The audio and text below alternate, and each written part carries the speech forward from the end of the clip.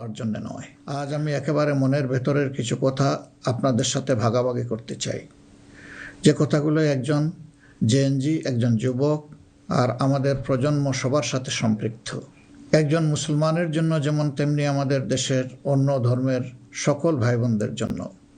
প্রিয় দেশবাসী, আজ আমি এখানে যাদের কারণে কথা বলছি, সেই জুলাইয়ের মহান শহীদদের রুহের মাগফিরাত কামনা করছি। একই সাথে মহান মুক্তিযুদ্ধের শহীদদেরও গভীর শ্রদ্ধাভরে স্মরণ করছি। জুলাইয়ের রক্তক্ষয়ী সংগ্রামে এখনও বহু মানুষ আহত আছেন। আমি তাদের দ্রুত আরোগ্য ও সুস্থতা কামনা করছি। জুলাই হয়েছিল কারণ আমাদের দেশ আমরা একত্রিত হয়েছিলাম। জুলাইতে রাস্তায় নেমেছিল আমাদের তরুণরা, রাস্তায় নেমেছিল আমাদের প্রিয় মা বোনেরা, নারীরা, রাস্তায় নেমেছিল শ্রমিক, কৃষক, সর্বস্তরের ভাইয়েরা এবং সকল মেহনতি মানুষেরা। ফেসিবাদ বিরোধী বিভিন্ন রাজনৈতিক দলের নেতাকর্মীরাও তখন আমরা একাকার হয়েছিলাম। শিক্ষক ও প্রকৌশলী, ডাক্তারসহ বিভিন্ন শ্রেণী পেশার মানুষ তখন রাস্তায় নেমে এসেছিলেন। দেশপ্রেমিক সশস্ত্র বাহিনীর সদস্যরাও সে সময় অত্যন্ত প্রশংসনীয় এবং দায়িত্বপূর্ণ ভূমিকা পালন করেছেন। আমরা জুলাই আর চাই না। আমরা চাই এমন বাংলাদেশ যেখানে আর কোনো দিন জনগণকে রাস্তায় নামতে হবে না। আমাদের বুঝতে হবে জুলাই কেন হয়েছিল। জুলাই হয়েছিল একটা বৈষম্যহীন বাংলাদেশের জন্যে। জুলাই হয়েছিল একটা কালো রাজনৈতিক ধারার পরিবর্তনের জন্যে। যুগের পর যুগ ক্ষমতা কুক্ষিগত ছিল পরিবারতন্ত্রের হাতে, নির্দিষ্ট গোষ্ঠীর হাতে। সেখান থেকে মুক্তির জন্যে, বিশেষ করে 2009 সাল থেকে জাতির উপর এমন এক শাসক গোষ্ঠী চেপে বসে, যারা মানবাধিকার, ভোটাধিকার সহ সকল গণতান্ত্রিক অধিকার কেড়ে নেয় এবং গণতান্ত্রিক প্রতিষ্ঠানগুলোকে ধ্বংস করে ফেলে। গুম, বিচার বহির্ভূত হত্যা, আয়নাগর প্রতিষ্ঠার মাধ্যমে জনগণের উপর নিপীড়ন চালায়। 2014, 18 ও 24-এর পরপর 3টি জাতীয় নির্বাচনের নামে তামাশার মাধ্যমে আমাদের ভোটের অধিকার হরণ করা হয়। এইসব নিপীড়ন এবং অধিকার ফিরে পাওয়ার জন্যই এসেছিল রক্তাক্ত জুলাই। আমাদের তরুণরা এখন একটা নতুন দেশ দেখতে চায়, যে দেশকে তারা গর্ব করে বলতে পারবে, নতুন বাংলাদেশ, এটি আমার দেশ 2.0। এক কথায় যদি বলি, দেশের মানুষ পরিবর্তন চায়, কিন্তু একটি মহল পরিবর্তনের বিরোধী। কারণ পরিবর্তন হলেই তাদের অপকর্মের পথ বন্ধ হবে, মানুষের অধিকার কেড়ে নেওয়ার সুযোগ থাকবে না। এই সংস্কৃতি বদলানোর সাহস সবার থাকে না। ক্ষমতাবানদের বিরুদ্ধে রুখে দাঁড়ানোর হিম্মত সবার হয় না। এই হিম্মত দেখিয়েছে আবরার ফাহাদ, আবু সাইদ মুগ্ধ, উসমান হাদি এবং তাদের সহযোদ্ধারা।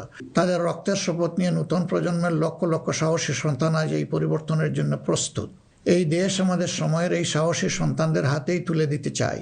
কারণ বাংলাদেশের ভবিষ্যৎ এই তরুণরাই রচনা করবে। এই তরুণরা পরিশ্রমী, তরুণরা সাহসী, তারা মেধাবী। এই তরুণরা এই পরিবর্তনকে ভালোবাসে। তরুণরা নতুনকে আলিঙ্গন করে, সত্য বলতে দ্বিধাবোধ করে না, প্রযুক্তি বুঝে এবং সামনে এগিয়ে নিয়ে যেতে জানে। তারাই পারবে নতুন বাংলাদেশ গড়ে দিতে। আমরা তোমাদের হাত ধরতে চাই। জুলাইয়ের মতো কাঁধে কাঁধ মিলিয়ে দেশ গড়ার কাজে সঙ্গী হতে চাই। প্রচলিত ধারা বদলাতে চাই। দেশটা বিভেদ এবং বিভাজনের রাজনীতি থেকে মুক্ত করতে চাই। মানুষের জীবনে শান্তি ফিরে আসুক, এটি আমাদের প্রয়াস, এই আমাদের চাওয়া। সবাইকে নিয়ে ঐক্যের অবদান ও ভূমিকাকে জোরদার করা হবে। আনুষ্ঠানিক অবদান ও ভূমিকাকে জোরদার করা হবে। আন্তর্জাতিক মহল, যারা আমাদের পরীক্ষিত পরিচিত বন্ধু, তাদের সাথে আমাদের সম্পর্ক হবে সমমর্যাদা এবং সমতার ভিত্তিতে। আমরা অন্যের ভৌগোলিক অখণ্ডতাকে সম্মান করি এবং শ্রদ্ধা করি, তেমনি সকল দেশের সাথে বন্ধুত্ব প্রতিষ্ঠাকে অগ্রাধিকার দেব। তবে আমাদের জাতীয় স্বার্থ, মর্যাদা, জাতীয় উন্নয়ন, অগ্রাধিকার আন্তর্জাতিক সম্পর্ক নির্মাণে প্রধান ভূমিকা রাখবে। বৈশ্বিক উন্নয়ন চ্যালেঞ্জ সমূহ, বিশেষত জলবায়ু পরিবর্তন নিরসনে আমরা সাধ্যমতো ব্যবস্থা গ্রহণ করব এবং তা হবে স্বচ্ছতার ভিত্তিতে পরিচালিত। নিপীড়নের শিকার হয়ে আশ্রয় নেওয়া রোহিঙ্গা জনগোষ্ঠীকে তাদের নিজ দেশে নিরাপদ এবং সম্মানজনক প্রত্যাবর্তনের জন্য সব ধরনের কূটনৈতিক তৎপরতা জোরদার করা হবে ইনশাআল্লাহ। প্রবাসী ভাই ও বোনেরা, জন্মভূমি থেকে 1000 মাইল দূরে অবস্থান করেও জুলাইয়ের অভ্যুত্থানে আপনারা গুরুত্বপূর্ণ ভূমিকা রেখেছেন। জেল জুলুমের শিকার হয়েছেন, ত্যাগ স্বীকার করেছেন। ইতিমধ্যে আপনারা আপনাদের ভোটাধিকার প্রয়োগ করে নতুন বাংলাদেশে নিজেদের অধিকার প্রতিষ্ঠার পথে ইতিহাস রচনা করেছেন। আমি এতে আনন্দিত। আগামী দিনে দেশ গড়ার এই অভিযাত্রায় আপনাদের সক্রিয় অংশগ্রহণ ছাড়া আমাদের নতুন বাংলাদেশের স্বপ্ন অপূর্ণই থেকে যাবে। আমরা চাই প্রবাসীদের অধিকার এবং মর্যাদা রাষ্ট্রীয়ভাবে নিশ্চিত করতে। সে লক্ষ্যেই প্রবাসীদের জন্য ভলান্টিয়ার প্রতিনিধি নির্বাচন করা হবে, যারা প্রবাসীদের বিভিন্ন সুযোগ সুবিধা, সেবা এবং সমস্যার বিষয়ে দূতাবাস বা হাইকমিশনের সাথে সরাসরি সমন্বয় করে প্রবাসীদের স্বার্থে উপদেষ্টা ও প্রতিনিধি হিসাবে কাজ করবে। তাছাড়াও বাংলাদেশের বাইরে যেখানে যেখানে সমস্যা রয়েছে, যেমন ইংল্যান্ডে ম্যানচেস্টার ফ্লাইট বন্ধ করে রাখা হয়েছে, আমরা কথা দিচ্ছি আর কোনো ফ্লাইট বন্ধ হবে না, বরঞ্চ পূর্বের চালু ফ্লাইটগুলো আমরা আবার ফিরিয়ে নিয়ে আসব। নিউ ইয়র্কে নতুন করে বাংলাদেশ ফ্লাইট ইনশাল্লাহ চালু হবে। এরকম দুনিয়ার যে যে জায়গায় এই ফ্লাইটগুলো চালু হওয়া দরকার তা আমরা নিশ্চিত করার ব্যাপারে বদ্ধপরিকর। দেশ আর পিছনের দিকে যাবে না, দেশ এগিয়ে যাবে সামনের দিকে ইনশাআল্লাহ। প্রবাসী ভাইয়েরা যখন বিদেশে মৃত্যুবরণ করেন তখন অত্যন্ত অসহায় অবস্থা, তাদের লাশ উপেক্ষিত হয়। আমরা কথা দিচ্ছি যারা আমাদের রিমিটেন্স যোদ্ধা, তারা আমাদের গর্বের ধন, কেউ যদি আল্লাহর ইচ্ছায় বিদেশে ইন্তেকাল করেন, আমরা অত্যন্ত সম্মানের সাথে আমাদের কাঁধে করে তাদের লাশ দেশে বয়ে নিয়ে আসবো ইনশাআল্লাহ। আমাদের প্রবাসীরাও জাতীয় সংসদে আনুপাতিক হারে ইনশাআল্লাহ তাদের প্রতিনিধিত্ব আমরা নিশ্চিত করার পক্ষে। প্রবাসীদের সঙ্গত সমস্ত বিষয়গুলো আমরা গুরুত্বের সাথে বিবেচনায় নিয়ে দেশে যাতে কোনোভাবে তারা নিপীড়নের শিকার না হন তা আমরা নিশ্চিত করব ইনশাল্লাহ। প্রিয় দেশবাসী, নির্বাচনী প্রচারণা শুরু হওয়ার পর থেকে দেশের বিভিন্ন প্রান্তে আমরা গিয়েছি। আপনারা আমাদের সভা সমাবেশে যোগ দিয়েছেন, আমাদের কথা শুনেছেন। আপনাদের ভালোবাসা, অংশগ্রহণ ও সহযোগিতায় আমরা অভিভূত, আমরা মুগ্ধ। আমরা আপনাদের প্রতি চিরকৃতজ্ঞ। আমাদের নির্বাচনী প্রচারণা বা অন্যান্য কার্যক্রমে কেউ কষ্ট পেয়ে থাকলে আপনাদের কাছে আমরা ক্ষমা প্রার্থী। আগামী নির্বাচন সুষ্ঠুভাবে আয়োজন করা সকল রাজনৈতিক দলের নৈতিক দায়িত্ব।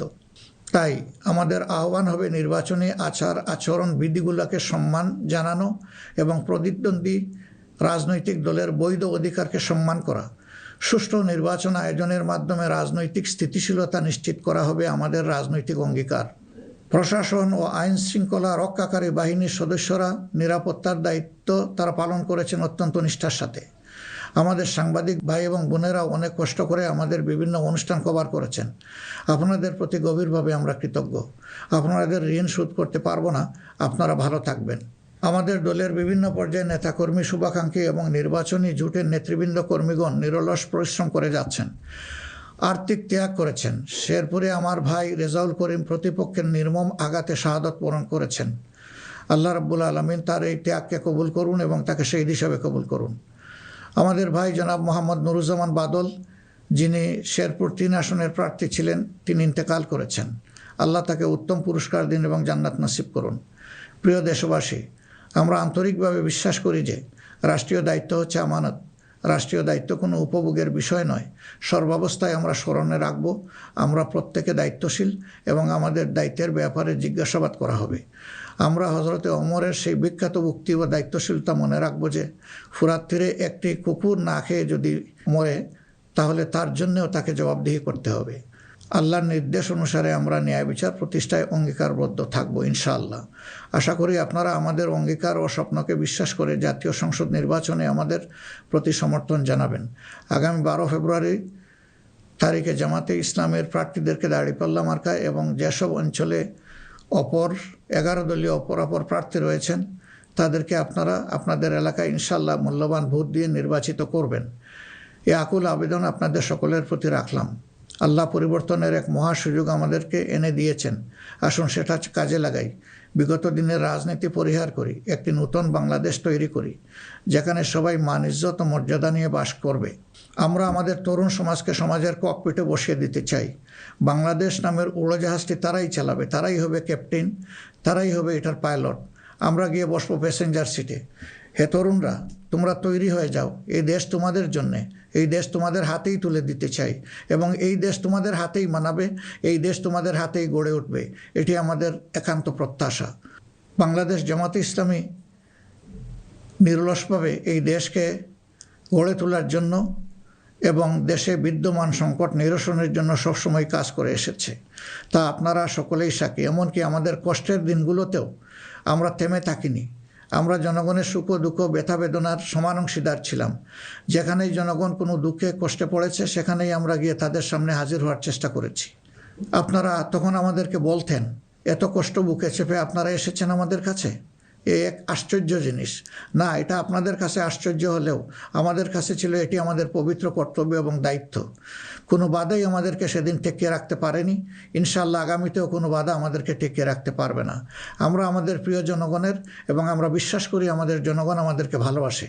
জনগণের এই ভালোবাসায় আমরা অভিভূত এবং আমরা পূর্ণ আস্থা রাখি আমাদের জনগণের রায়ের প্রতি।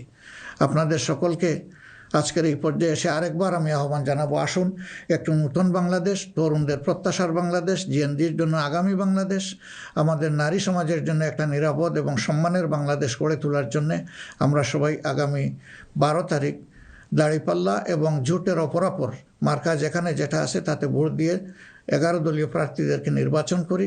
তাহলে ইনশাআল্লাহ প্রত্যাশার একটি দেশ আমরা খুঁজে পাবো, একটু নতুন বাংলাদেশ পাবো। আমরা বিশ্বাস করি জনগণ পরিবর্তন চায়, সেই পরিবর্তন জন্যই আমাদের এই আহ্বান। এই পরিবর্তন আমাদের হাতে ইনশাআল্লাহ মানাবে, অন্য কারো হাতে নয়। দৃশ্য তো এটা আপনারা বুঝতেই পারছেন। আল্লাহ হাফিজ। বাংলাদেশ জিন্দাবাদ। বাংলাদেশ জামাত ইসলামী জিন্দাবাদ। 11 দলীয় নির্বাচনী ঐক্য জিন্দাবাদ। Comprei esta casa 2 em para gatos e a minha gata adorou. Ela pode enrolar-se lá dentro ou dormir na cama de cima para maior conforto. É removível, quentinha, resistente e fofa. Perfeita para gatos que gostam de mudar de sítio para dormir.